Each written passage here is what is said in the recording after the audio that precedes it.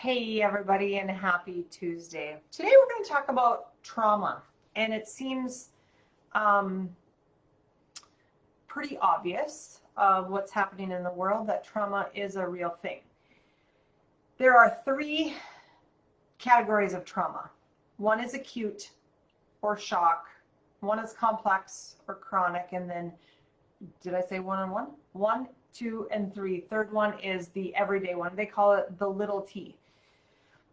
I interviewed somebody on trauma on my podcast last week. It'll be aired in a few weeks, but so interesting, and it got me to thinking so much about our lives and where we came from and how it's so easy, especially as women, to shove everything under the rug because we have a lot of things happening and we need to perform the best at work and in our marriage and as a mom, and now all of a sudden we have this rug that's so high that we can't even step over it, but yet we don't know where it came from. So I want to break it down a little bit on what are the types of trauma, because when I say trauma, when I heard trauma in the past, I'd be like, well, I haven't actually been through anything traumatic really in my life that I can be like, yeah, whoa, that's definitely when I was 5 that happened.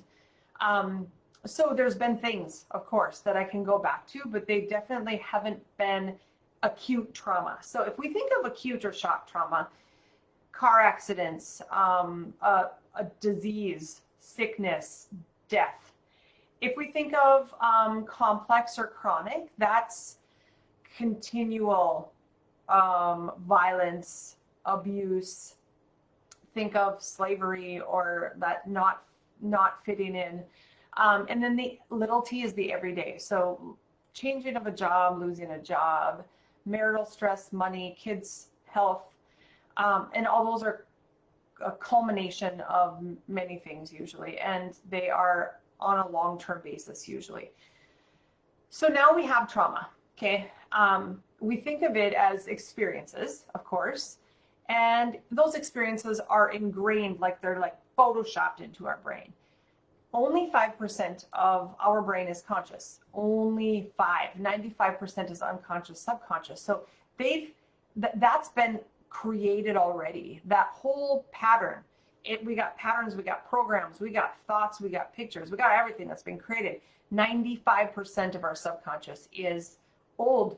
It's old experiences. If we don't know what those experiences are, or if we haven't healed those experiences, they've created a trauma. It's now affecting your brain. And as kids, it's going to be like the reboot when they're 3, and they need to heal through that, especially when they're young. So now we've become a 40-year-old adult that didn't even know we had trauma, or we had big trauma and we didn't heal it. It's going to affect now how we feel and our health.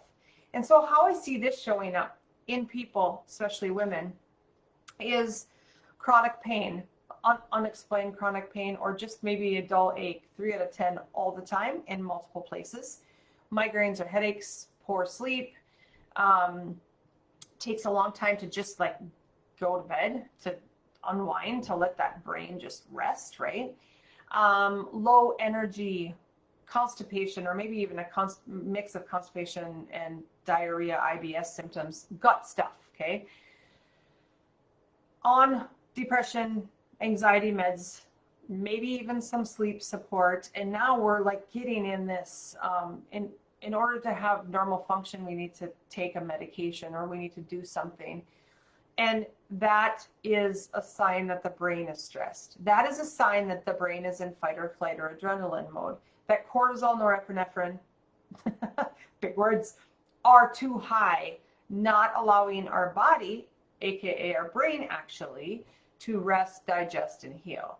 Chiropractic rebalances the brain, and that, I believe, is what's missing in communication across the board. How do we get the brain to respond better? Because we have all this trauma. We have years of stuff that's old, that's been stored in our subconscious, unconscious, and that's now how we just start to live. And because we're kind of in a hamster wheel, and because we're a little bit in autopilot, and there's more stress right now, it's even worse. People's symptoms are worse. Pain is worse. Migraines are worse. They feel like they need to go to the doctor to get their meds upped. The anxiety is like overwhelming. They can't sleep, they can't eat, they can't do anything. Like, guys, that's because your brain is stuck in adrenaline mode. It's like of a car. It's like the gas pedal just keeps on, like it's stuck. Hey, that happened to me one time on interstate. My gas pedal got stuck. Well, little did I know it got stuck under my mat thing, but it was stuck. I was weaving in and out because I didn't think the car worked anymore. That is scary. It's scary to the brain. It's scary to the body. It goes into a protective mode, even though it feels like you're just running into the wall all the time. That gas pedal is adrenaline. It's cortisol. It's fight or flight. So what happens when we start to use the brake pedal of the car? It slows down, right? It calms down. It will rest better, therefore have more energy for everything that you need it for tomorrow. It will digest better, because when the gut is full of stuff, when you're constipated, that means the brain is slow and it's not able to process through. When the brain is slow, it's going to affect your mood. It's going to affect your mental health. It's going to affect your energy. It's going to affect your joy level, your even just the ability to want to have joy.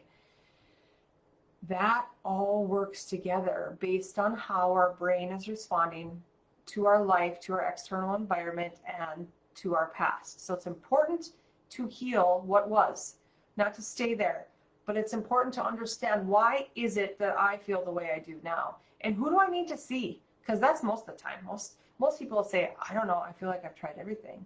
I'm just hoping that you have an answer for me. Yeah, I do. And your brain needs to be checked. Your nervous system needs to be evaluated. We need to make sure that you have a balance in your car, in your engine, between the gas pedal and the brake pedal. Because if not, you're going to be anxious. You're not going to sleep. You're not going to have energy. You're not going to have a ton of joy. Now, let's go into how our kids are responding. Exactly the same. I bet you can just look at your kids right now and be like, oh my gosh. And it's different at every level. At 3 years old, it's going to be different than at 6. And when they start school and they start interacting at 13, when they start going through puberty, it's going to be different than at 6. And when they start leaving the nest, it's going to be different. They're going to take on a different level, and it's going to morph their trauma because it's been accumulating in their brain. And now we have imbalance in the brain. So get checked by your chiropractor. Don't settle for less. Don't settle for multiple diagnoses, getting through your day on multiple medications, when in your gut, you know something else is going on. Follow your gut, follow your heart, never give up, never settle for mediocre. And when we start doing that, we start role modeling that. We start changing our relationships. We start changing our marital relationships, our parental relationships. And now our kids are watching that role modeling. That's what we need. We need the world to change in a much better, brighter, lighter way. And you get to be that person that starts it. So evaluate your life. Understand, where is the trauma? Let's not hide from it anymore. Figure out what it is and figure out how to get that brain to come out of fight or flight and back into rest, digest, and heal. And it will be magic. That's when people say that, wow, that is a miracle that changed. My life totally transformed. It totally can. But find the right person that can help address all the other stuff and get the body to heal at maximum capacity. So I love you guys.